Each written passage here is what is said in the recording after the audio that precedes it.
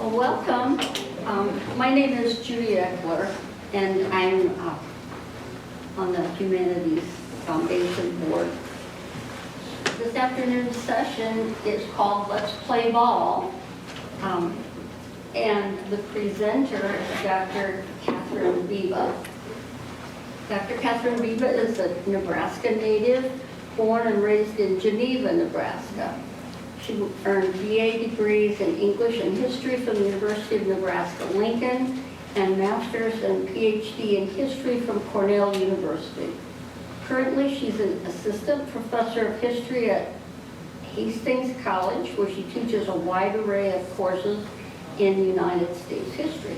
So please welcome her. All right, well, thank you for those of you, all of you who are here, those of you who stuck with me after the technological fiascos of the last session. Hopefully we'll avoid that this time. So first of all, how many of you are sports fans? Woo. Anybody here because they got dragged here by a sports crazy spouse or friend?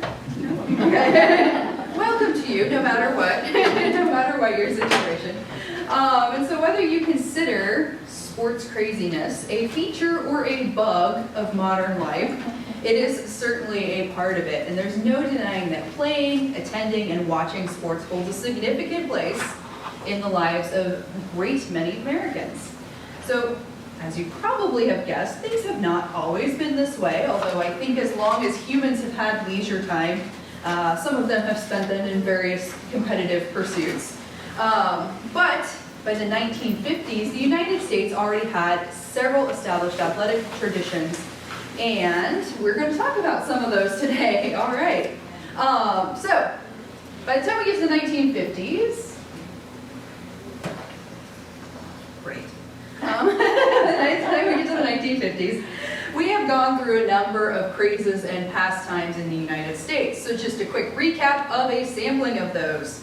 Pedestrianism, bicycling, horse racing, feats of strength, boxing, flagpole sitting. Anyone know that one? That's for real. Like people would sit on top of very tall poles or skyscrapers. I don't know. Reading about it like turns my stomach. Can't deal with that. And of course, baseball, right? So when we start the 1950s, this is probably like the big kahuna of sports in the United States, certainly of professional sports. The things that people are watching, many people have a favorite baseball team, and that is the lion's share of what people are watching in the 1950s, although by no means the end-all be-all of that. So today we're going to take a look at a few of the sports in the 1950s. Particularly, we're going to look at the role of television, right? That's something that shapes not only this decade, but shapes sports in this decade in pretty significant ways. All right, so let's throw some numbers at you. Everyone likes some numbers, right? A good graph here. All right, so the number of TV households in America, it's hard to overstate how transformative this is as a form of leisure in the United States over the course of the 1950s. So here in 1950, only 9% of American homes have a television, okay? Not even 1 in 10 people have a TV set. By 1960, the end of the decade, 87%. That's a massive growth. I actually think this jump is really interesting, that in 1 year it goes from 9 to 23, like that's a lot, and I don't really know if there's a reason for that, or if it's like 1 year everybody got smartphones, you know, like it kind of reached the availability and price point that it became ubiquitous. But the rise happens pretty quickly and in pretty extreme ways. If you're wondering what I covered up, it does get to 1978, where 98% of American homes have a television. So this transformation happens quickly, and it happens fairly completely. So I'm going to start by talking about the Olympics, right? Hey, that's on trend here. 1956 is considered the first televised Olympic Games, although if we want to get into technicalities, that may or may not be true. The 1936 Olympic Games in Berlin, right? They're famous for a number of reasons, right? Mostly, you know, Hitler related. So not great, but they are also the first televised games, kind of. What happened was that they had several viewing rooms in several different places in Germany. And so those of you that are older than, I don't know, 30 in here, might remember kind of at the dawn of the internet where we had like internet cafes. You'd go and you'd get on the internet because it wasn't something everybody had at home. So this is kind of what's happening in 1936 in Germany, is that they've got these big auditoriums. You go and you can kind of see some of select races or events from the Olympics. So that's, if we want to be technical, the first time that the Olympics are on TV. The next Olympics, and again, there's kind of a gap there because there's some pretty major geopolitical events happening in that time period, are in London. And so the BBC actually is also a pioneer in this, but they're limited as well. They're only going to broadcast to London, basically, is all they're able to broadcast. So we get a little bit of that. But by the 1950s, 1956, more and more Americans are able to see the Olympics or coverage of the Olympics. Okay, it took place in Australia, so we're kind of running into the same thing. If you're watching right now, right, the time difference between here and Japan, a little annoying. That's happening at this time too, right? But they're doing replays, and Americans are able to see how their country is doing within their own living rooms, and that's kind of a big deal, right? We kind of take it for granted now that there's 7 different NBC channels and apps and everything else, and you can watch the Olympics 24/7. It's become a major kind of viewing event. That's not the case here at this point in time, but we begin to see the seeds of that sown in the 1950s. Okay?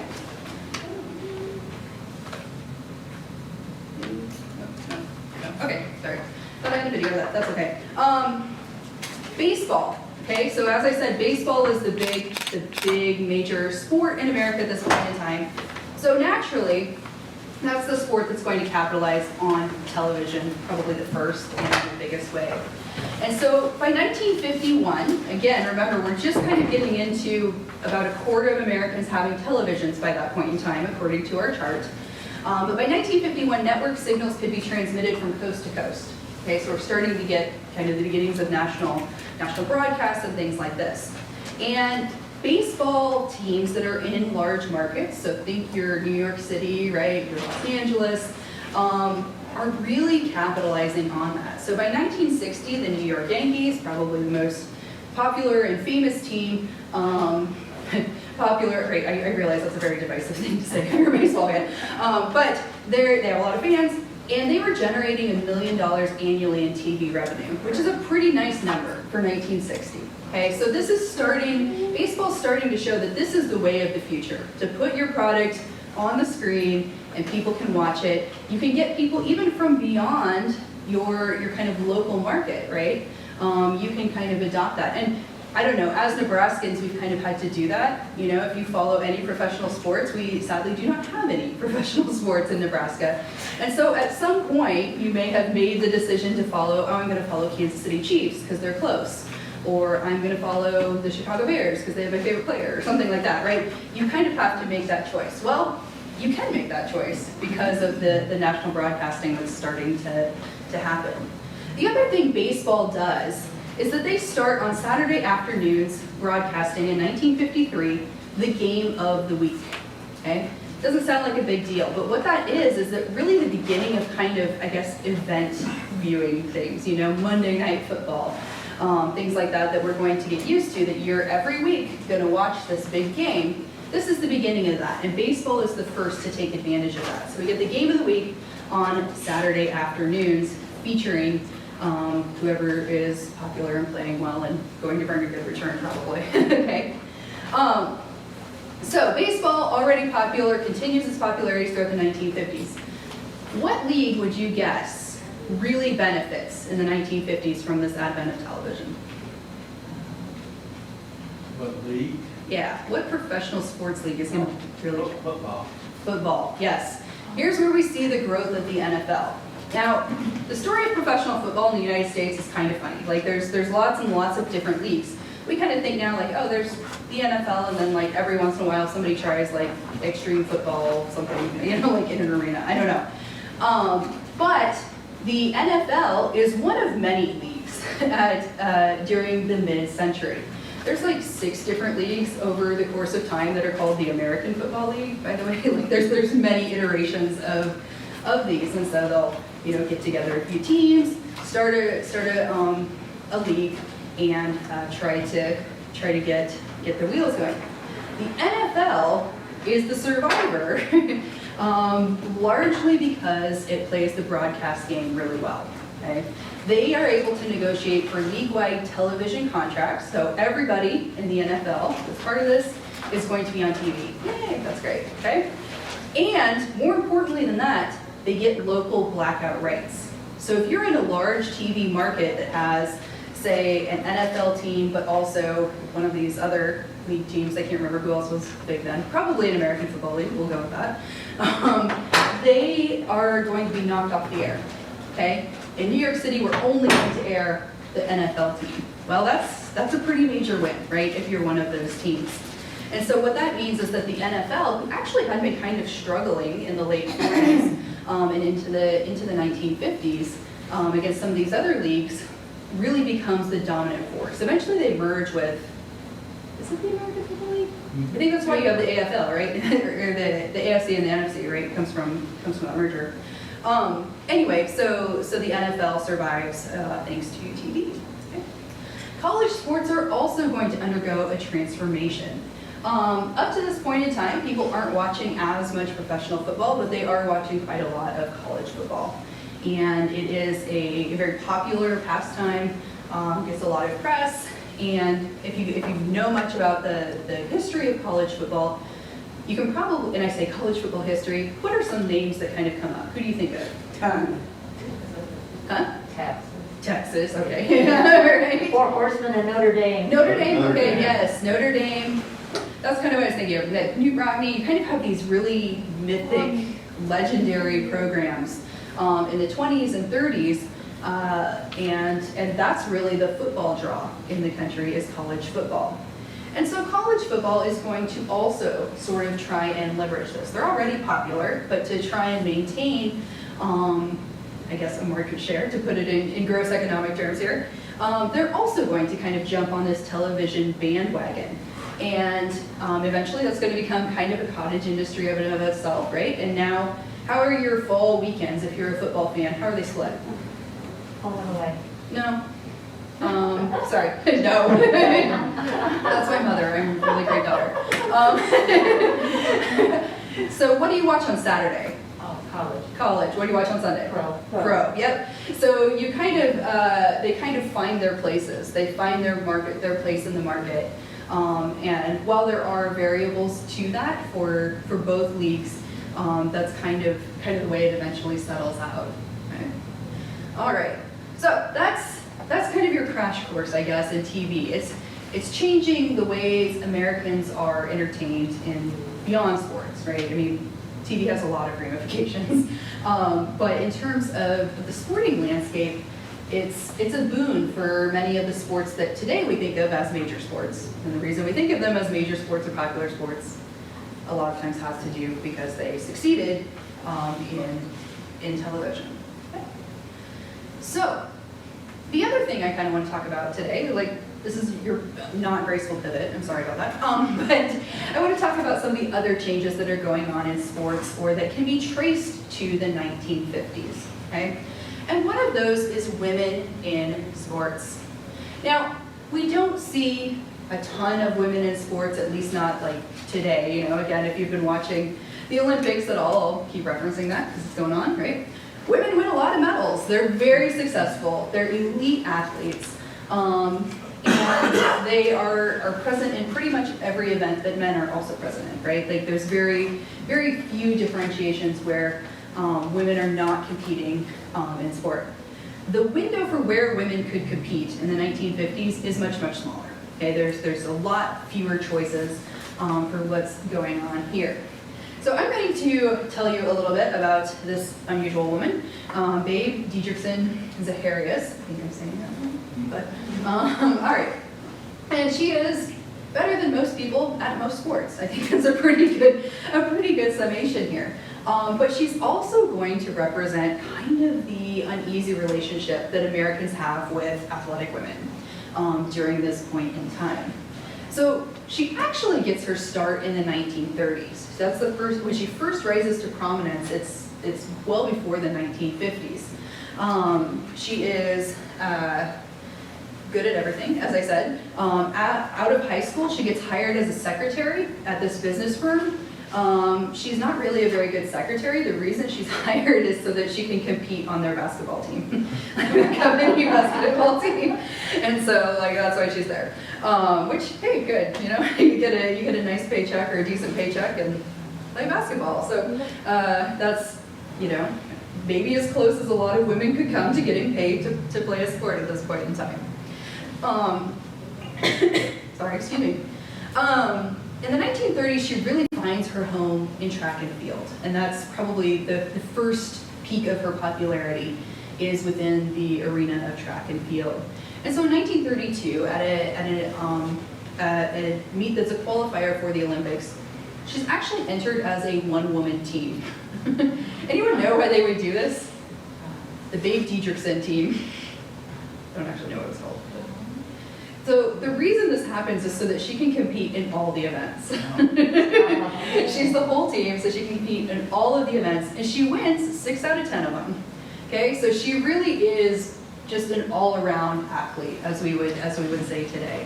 And so she goes to the Olympics. She's great at the Olympics. She does really well, and is just kind of a consummate track star. Okay. In the 1940s, she begins a professional shift, and that kind of is chapter 2, I guess you could say, of her professional sporting career. And she shifts to golf. And eventually, what ends up happening is that she helps found the LPGA, which is, you know, the Professional Golf Association has been there, right? And so she forms the women's kind of side of that, so that women golfers have a professionalized way to earn money, although the pay difference is significant, right? So she founds she starts golfing. She wins 17 straight tournaments. Like, and remember, she's picking this up as an adult, right?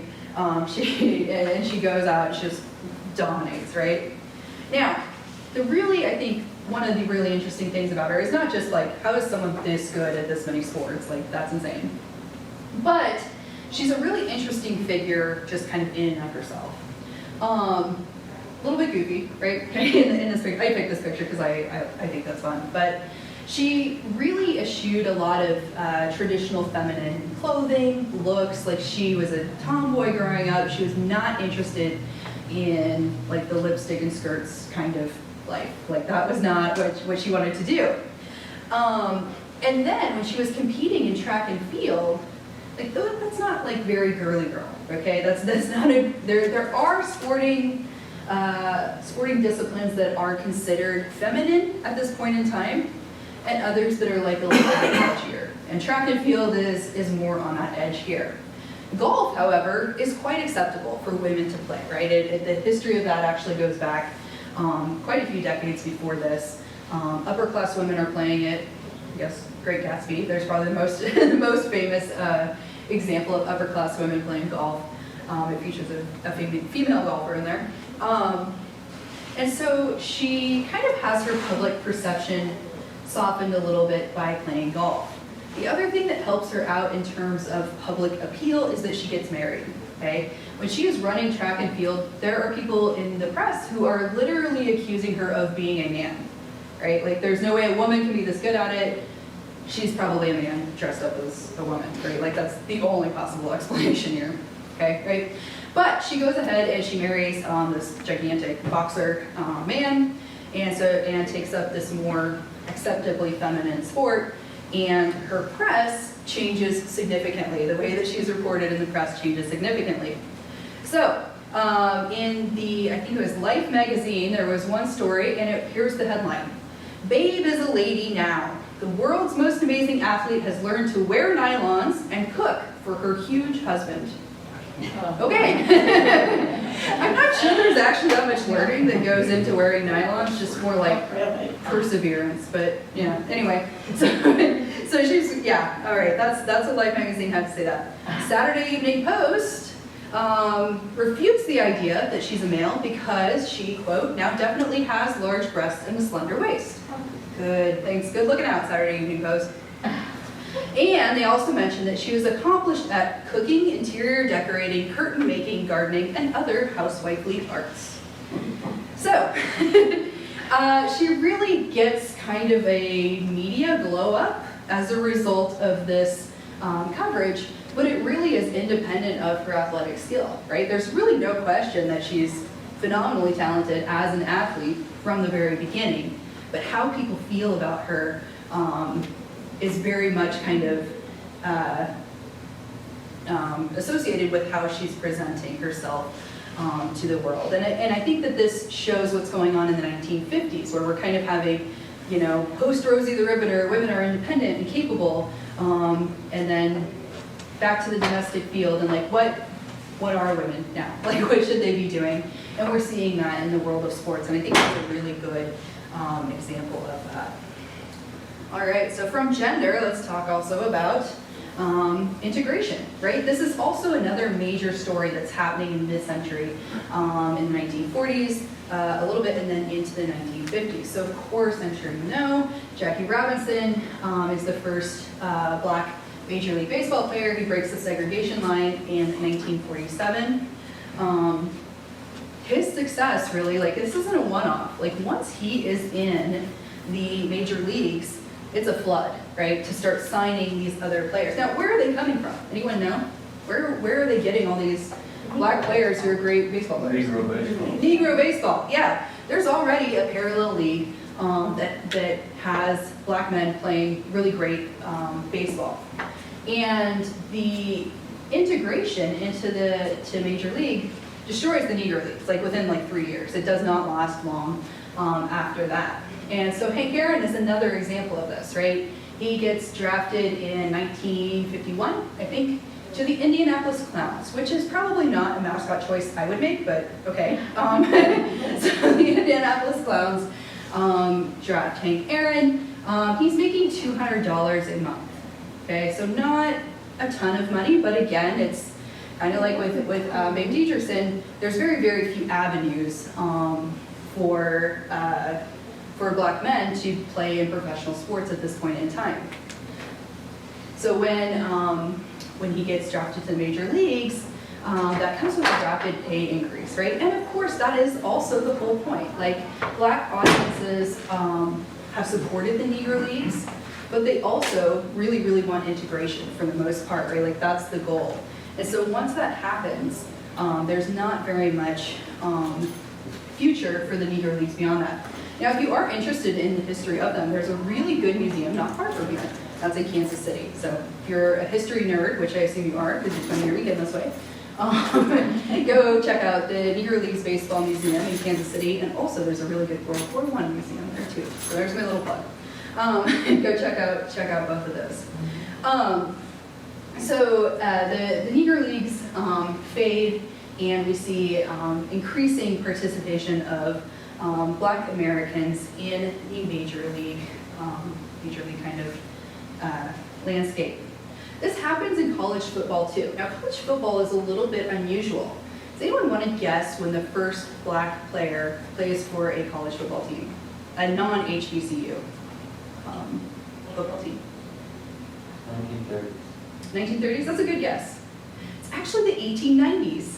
What? Okay, there's kind of this, there's like progress and then there's not progress, okay? So unexpectedly, I guess you could say, college football has some level of integration early on, okay? One of the earliest is actually at the University of Nebraska, right? So George Flippin is a black player. He plays in 1891 at Nebraska, and he is the 5th black athlete nationally, right? So that's pretty early on. So, yay, Nebraska. Okay, here's the downside of that. The Nebraska banned black players from 1917 up until the 1940s. Okay, so that's kind of emblematic of what happens in college football, is there is actually a little more integration than you might expect early on. But then there's kind of a blowback, and then it takes until the civil rights movement and some of these major league integrations to finally integrate it. And I mean, that's still going on, I think, into the 60s. There's all sorts of kind of strange things going on with Southern schools, like we have a gentleman's agreement, we won't, like Northern schools that have our players won't play them against us. It's very strange.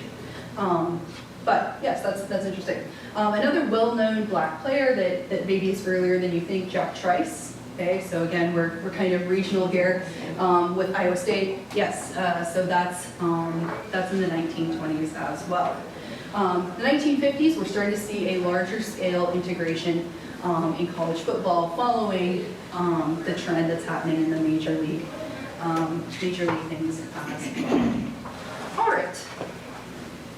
So, next thing we're going to do here is kind of go along with our conversation about televising. Okay, so part of what college football and what some other sports are trying to do, right, is how do you make yourself palatable to a mass audience? And mascots are one way in which you can do this. And I think you might agree that these are maybe not accomplishing their purposes at times, because some of them are going to look a little bit scary. So this is for fun. I do have prizes. So if you want to get out your phone and www.kahoot.it, and then I will pull up the quiz here.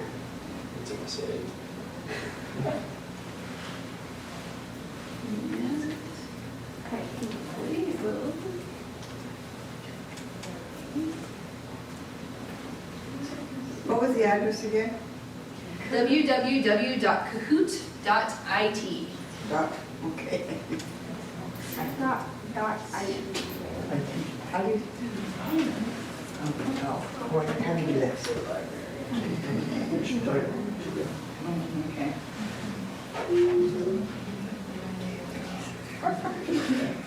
Trying to remember how to screen share here. I think there'll be a code, she'll get in, put in, to get into this game, and I don't know. Yes. Let's see.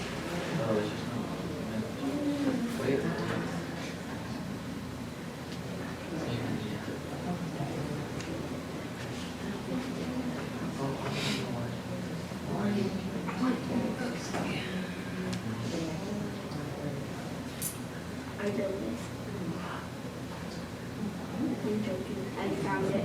It's a structure that. Yep, I will give you a pin in just a second, as soon as I can get this up here.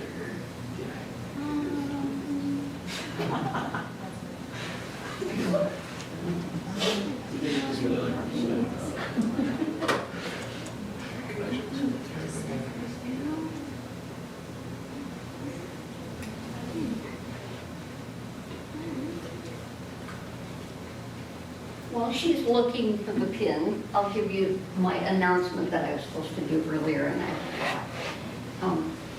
None of the activities tonight will be outdoors. Everything will stay inside in this building. And so they'll be removing this wall that will just be here, this big room.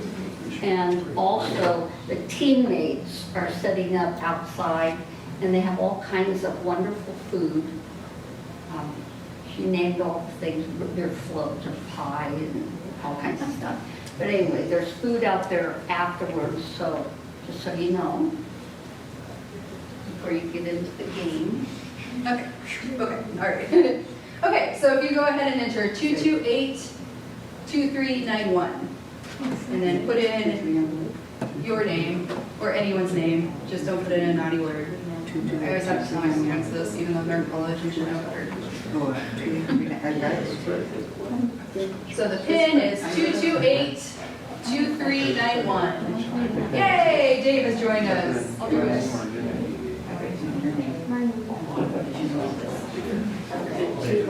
Martin, Dave, how are you doing? I got it. You got it?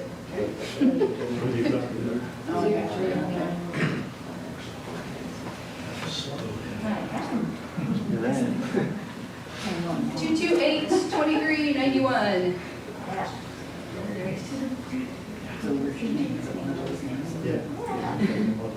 Yes, so you should see yourself popped up here at some point. That means you're in, you get to play. All right, so what will happen is this is a multiple choice quiz. It'll show you the question and it'll show you a picture. And then it will give you 4 choices down here. And what you will see on your phone are shapes corresponding to those choices. Okay? It sounds more complicated than it is. But again, remember it's fun. I'm not grading you. All right. Go ahead and start. College mascots of the 1950s. 3, 2, 1. Okay. This poor little girl was frightened by which Upper Midwest college mascot? And there's the picture. Is it the University of Michigan Saginaw's squirrel? The University of Minnesota's golden gopher? Michigan Agricultural and Technical's Gary Groundhog? The University of Wisconsin Oshkosh's Bedford the beaver. So choose the shape that you think this one goes here. I'm confident in my answer. This scary, scary, scary rodent here. All right. Okay. Oh, Pluto. Yeah. There. Indeed. All right. So that, believe it or not, is Goldie the gopher as he looked in the 50s. All right. So, woo. Okay, Huxley in first and Isaac Connor in second, and the rest of you have some opportunities to catch up here. In 1946, an engineering student created this mechanical mascot, nicknamed Hell, for which team? Baylor Bears, Loyola Wolves, the University of South Dakota Coyotes, or the North Carolina State Wolfpack. Here is the engineering marvel, Hell. Posing with the cheerleading. Remember, it's fun. There's probably no way you can guess most of these because they're so bad. All right. I made such a really good all right. We've got North Carolina State Wolfpack. Yeah, all right. Oh, Huxley and Susan and Isaac Connor. Okay. Question number 3. By 1965, this mascot, emulating its state symbol, had pioneered reactionary mascots with this innovative frowny face. All right, so here he is. Is it the Ohio Buckeye, Tom the Tornado of UC San Diego, New York Oranges from Syracuse, or the California Raisins for Cal State Channel Islands?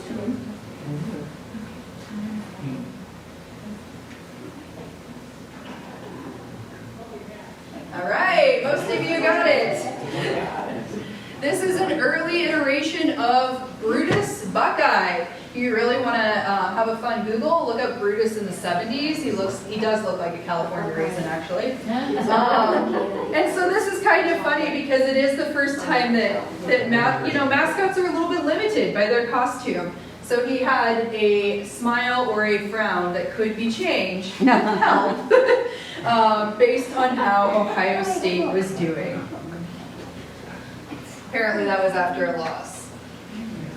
All right, updated leaderboard. Okay, Huxley, Marvin, and Mark are at the top here.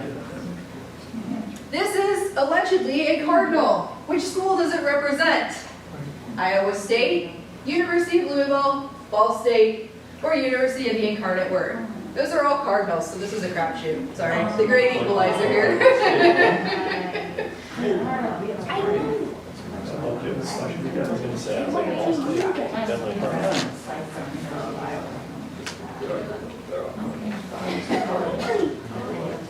Anyone know why Iowa State is represented by a cardinal instead of a...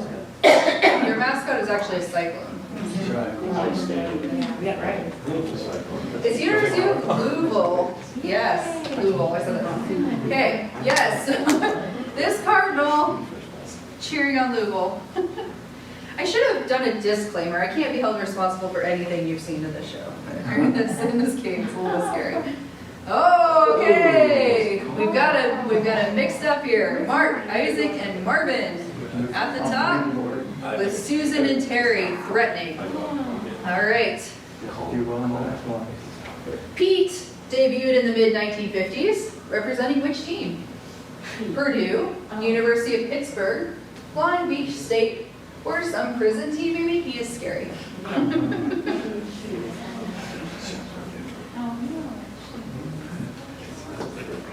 Who is Pete representing?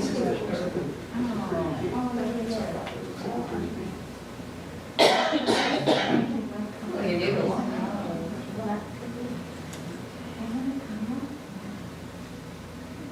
Purdue! All right, some Big Ten fans in here recognize him. I don't think he's better now, by the way. He's very, very scary, actually. All right, so yes, this is Purdue Pete. He's supposed to be a Boilermaker. I do not know why he has like a chunk of iron in his head. I don't know. Industrial accident. But here we have Purdue Pete. So let's see if that changes anything. Oh, it does. Huxley has made a return. Mark hangs on to the top spot, and Marvin is still in third.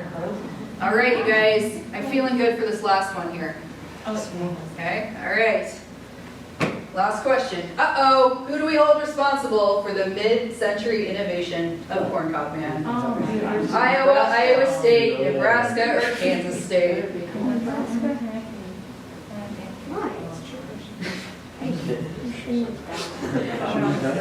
And maybe put more time in. Oh, okay, here we go. All right.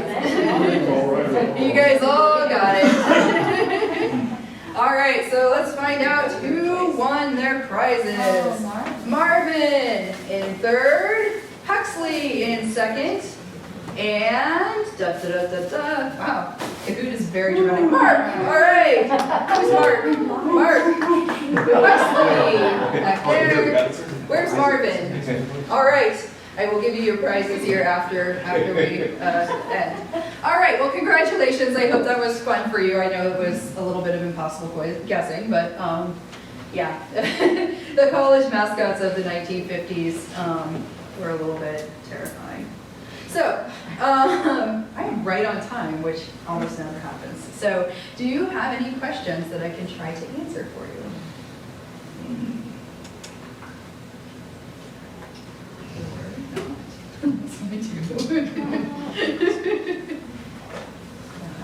Okay. Did anyone play sports in the 1950s? No, there were no girls. There were no girls' Okay, sports. yeah. It could have been men's sports, but Men's sports, but no women's sports. No. What do you remember about women's sports becoming popular? Anybody in here? Whether you participated or not? Well, I lived in Des Moines, so I mean, you had half-court girls basketball, which was. Yes. Which was ahead of Nebraska. Yeah. Iowa was like kind of a big leader in women's high school basketball. Yeah, that was sort of their thing. Was that 70s? they only used to have sport down 60s, 70s, yeah. And see, I remember hearing about women's basketball earlier, like in the 20s, Mhm. and then they quit. Yep. Yeah, in the early 20th century, there is a form of women's basketball.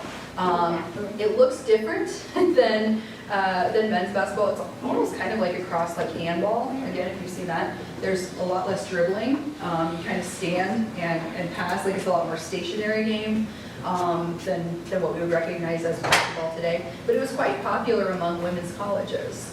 Kind of at the turn of the century, part of that new woman, right? They would bicycle and play basketball, and then you're right. It subsides a little bit during mid-century, going into the 60s. I know, I remember when Title IX came, I was just finishing college, and I never had done any girls' sports, women's sports, because there had not been any.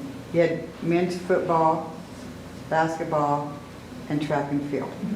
And so with my girl, I had two girls, and when they went out for sports, I said, go out for every single one of them, just for me, please. And then they said, why? I said, because I never got to go out for any sports. Yeah. So what was women's sports involvement prior to that? What could you do? Cheerleading. Yeah. Yeah, that's kind of Pep squad and cheerleading, yeah. Yeah, those are the avenues in in a lot of mid-century, that's the experience that a lot of women have, is that they get to kind of watch the sports, cheer on the sports, but not play them in an organized way. On that same topic, do you Yeah. have a notion of, did high schools getting sports like volleyball Mhm.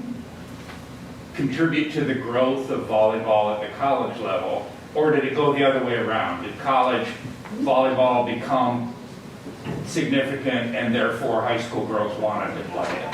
That's a good question. I don't know the chicken and egg to that. I think, well, I think they put volleyball in because when Title IX kind of came, because women can't play football, they had to have something for women to do, so they had women's playing volleyball while the men played football. Yeah. I'm That makes saying, sense. that's probably what I'm saying, Title IX was, okay, because it really bothered the coaches and everything, because they were gonna lose some men's teams, but it worked out, Yeah. yeah. Yeah, and for I guess most of you are probably Nebraskans, right? The Nebraska women's volleyball team is kind of a rare example in that it is a revenue sport, which does not happen very often for a lot of women's teams. And I think it's a really great example of that women's sports can be viable. They can form a really strong, passionate following. If you've ever been to a Husker volleyball game, you know this, right? People get into it. And I find it a very hopeful kind of hopeful program, but it's taken a lot of work, and obviously a lot of success has been part of the reason that they're so popular. is that Moving they- to Devaney, And where you have moving to a lot of fans Yeah, and a lot of money coming in. yeah, it's really something to experience if you get a chance. Yeah, but hopefully this fall we can do that again, right? So that's, I seem to remember this, and please someone correct me if I'm wrong, but I feel like I read about kind of the development of Nebraska volleyball, and that it was kind of a little bit grassroots and sort of like, so the old place they played was the Coliseum. So if you've been to the Nebraska, the campus, it's very near the football stadium, right? And so one of the early sort of strategies was to peel off fans after the football game got over. Like, hey, why don't you come check this out? So I don't know how much truth there is to that or not. That was something that I heard, was how they started to kind of pull in fans, was like almost directly funneling them from the football team into the Coliseum. Of course, now they stand on their own, but that was. Yeah, whatever. But it's a real conundrum. I teach a class called History of College Sports in America, and we just focus on college sports. And a lot of the students that take it are, no surprise, playing college sports. They're like, hey, this sounds like not a typical history class. They tell me this, and so they join. And it's very interesting to hear my female students' perspectives, right? And just kind of the difficulties they feel in terms of, like, we're actually really good and no one comes to our games. And how do you change that, right? And like they're all passionate about it. It's like, well, have you gone to other women's sporting events? Right? And so it really is kind of an uphill battle in some ways. But I think the increasing visibility is helpful. I think things like, the Olympics, the speaking of volleyball, women's volleyball team featuring 3 Nebraska Huskers. Tonight is playing the gold medal match. So, I think that things like Title IX that kind of forced people's hands to give these opportunities, and then providing exposure and opportunities for people to kind of figure out, hey, this is actually a really exciting game, and I want to watch this. Yeah, part of it, I think, is we just have so much sports on TV. Yes.